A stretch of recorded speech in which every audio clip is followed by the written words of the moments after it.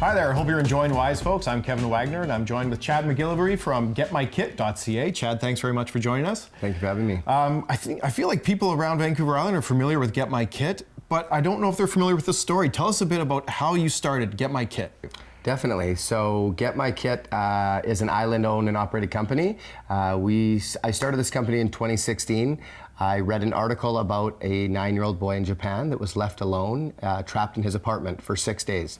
I have 3 small children, a 9-year-old, an 8-year-old, and a 6-year-old, and I decided at that moment it was time to get prepared. So I got in my truck and I drove to Walmart, Costco, Cabela's, Home Hardware, and nowhere sells this 72-hour bag that every level of government recommends us to have. So I started to build my own, and when family and friends heard about it, they'd asked me to build them one, and the light bulb went off and it kind of just grew from there, and here we are a few years later, and we supply earthquake and emergency kits to Canadians all over the country. And that's what it is. We think of it as an earthquake kit because that's a reality living on Vancouver Island. It is a 72-hour survival kit, essentially. Right, yeah. So the main thing with becoming emergency prepared, whether you're in an active earthquake zone or whether you're in the interior where we have wildfires or on the East Coast with hurricanes, it doesn't matter. You can't get distracted with becoming emergency prepared. No matter where you are, the main thing to be concerned about is to be self-sufficient for 72 hours. So have a grab-and-go bag that has food, water, shelter, communication, and first aid are the main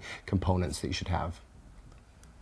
Okay, and I understand you have kits for households depending on how many people might be living in the household, but we have kind of a basic standard kit and some of the items that I think are here behind you. You're going to kind of give us a walkthrough of what's included in a standard kit. Definitely, yeah. So Get My Kit makes 2 different kits. One we call a basic kit, which adheres to the provincial standards of really what you should include in your kit. And then we have one called a deluxe kit, which adds some heating and cooking and body warmers and some other comfort items. A little bit more comprehensive, some of the stuff you might want, but if you just want to meet the standards of what the province recommends, our basic kit has you covered.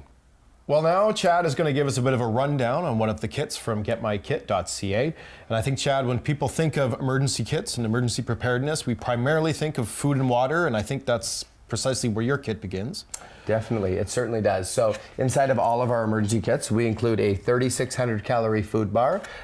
It looks and tastes like a giant shortbread cookie. Inside, there's 9 individually wrapped bars, breakfast, lunch, dinner. This is enough food nutrition to help you survive 3 to 5 days for one adult with a 5-year shelf life, making it super convenient. Okay. On top of having the food with a 5-year shelf life, the water packets also have a 5-year shelf life. These are made in Florida by a company called SOS Food Labs. The best part about it is that they can withstand extreme temperatures. So this can be in your trunk of your car or in your home and hit 100-degree heat and not be contaminated because of the way that it's packaged. Unlike a bottle of water, if it's left in the sun in your car after 1 day, it's not recommended to drink it. Right. We include 24 packages, so this is a 2-person kit on display. We include 24 packages of water in there for those 2 people. And on top of that, we also include water purification tablets, which is really important. So building a kit or buying a kit, this is something that you really want to have in there. And these 20 tablets will purify 20 liters of unsafe drinking water. So the back of your toilet seat, your hot water tank, the river, the lake, whatever it is, you put the tablet in, shake it, wait 30 minutes. There's instructions inside here. In all of the products, obviously in this kit, there's instructions, but instructions on how to purify that water. Very, very important component of this kit.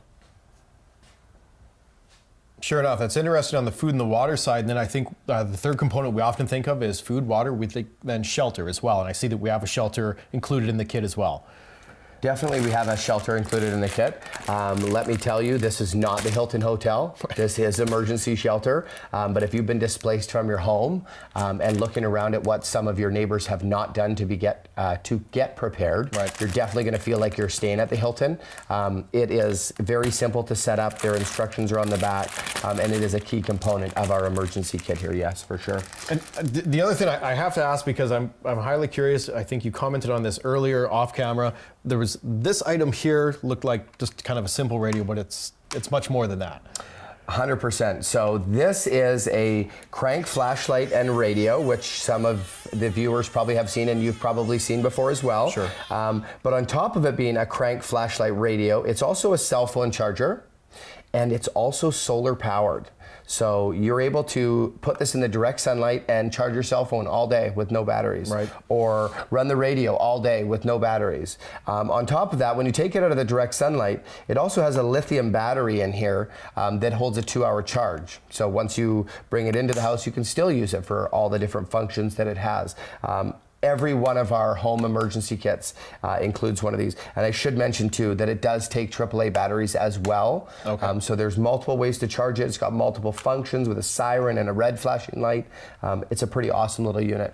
It is. You demoed the siren earlier. I won't ask you to do it right now, but it was a very loud siren, that's for sure.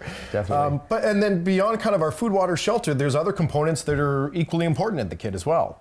100%, definitely. Things like emergency blankets are a very important unit to have. This is something that when you wrap it around your body, it's going to reflect the heat from you back onto you. So in colder weather, you're going to be able to stay warm. We have things like emergency rain ponchos that will reflect the water off of you if you're in the rain. We have a 50-hour candle. They're made in Quebec. It's a long burning wax, and we bring these in. One of the main things that I'd like to show you, Kevin, is a camp heat. So this little mechanism will heat up a small area for 8 to 10 hours. A very key component in keeping yourself warm in the event of a disaster here, especially on Vancouver Island. And another thing that's really cool is an emergency stove. So this is a metal folding camp stove in this little package right here. And on top of that, there's 24 fuel tablets inside of this package. So if you are wanting to heat up a can of soup or perhaps heat up another small area or whatever that reason is, this is a very neat unit to have inside of your kit.